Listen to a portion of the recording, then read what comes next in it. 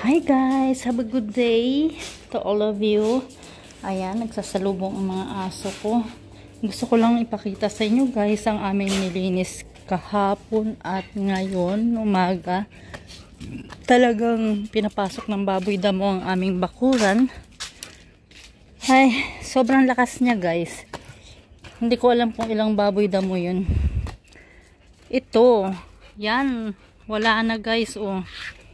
Inungkal niya yan, ang lalim ng ungkal ng papaya, talagang natumba niya yung puno ng papaya. So ibinalik ko lang yan, pinalapala ko yan, binalik ko sa dati. Galing niya magbukas ng pintuan. Buti na lang hindi niya napasok ito. Ayan, hindi niya nabuksan ito. Kasi nga may harang dito. Inayos namin yan guys, oh. Ito sungkal na sungkal din yan. May nakatalim na luya dyan, wala na, nabunot niyan lahat. Lahat ng lupa niya nandiyan sa semento. So, ang ginawa, nilagay dito sa malaking, napakalaking paso. Ayan guys. Tapos tinakpan na namin. Yung mga tanlad na nandito, nilipat na namin guys. Dini, sa lamesa. Sa lamesang semento, nandito na ang mga tanlad. At isang paso ng luya. Ito guys, oh, napapasok niya.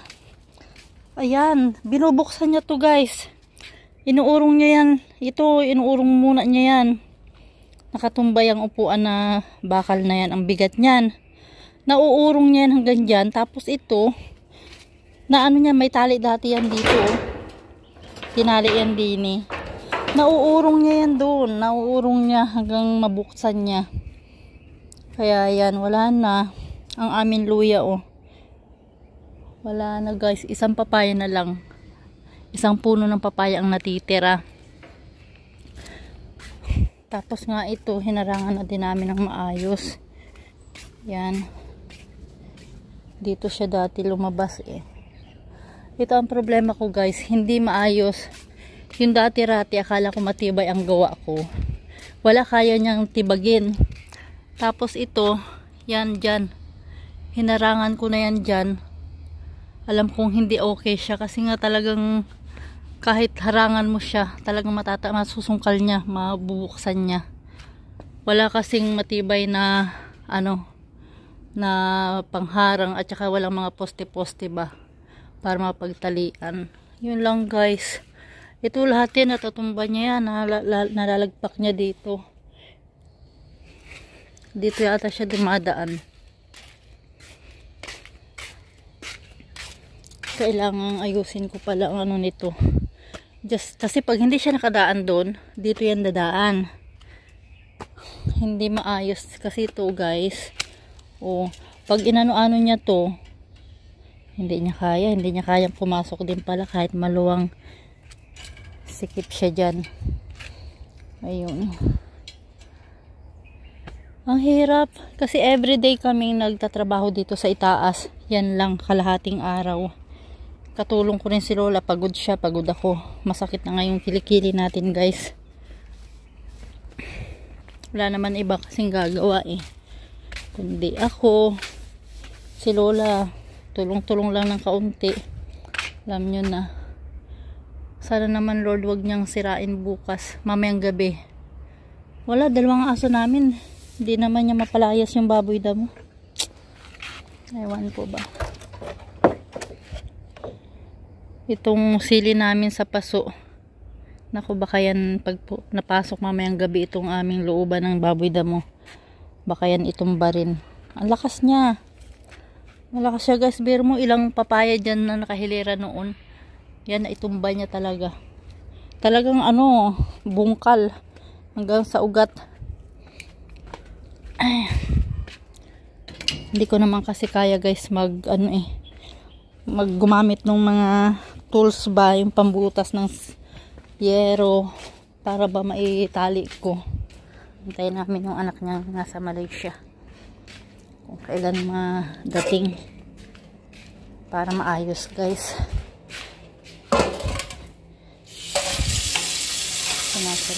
Hugasan na natin ito.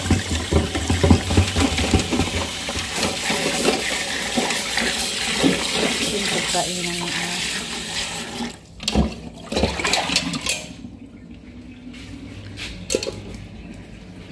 Tuwalisan ko lang to guys, saglit.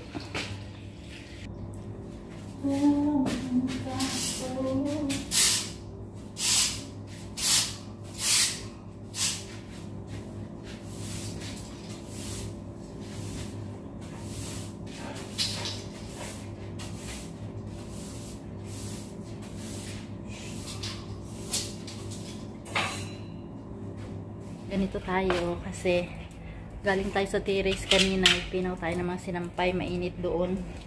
So balikan pa natin yung natitira. Bye bye. Bye. Bye. Bye. Yan naman siya. Yan naman siya. Makulit to eh. Bye. Magpapainit tayo guys. Hindi na ako mag-exercise ngayong hapon kasi sobra yung work ko kanina umaga. Tama na yun. Papainit na lang tayo din eh.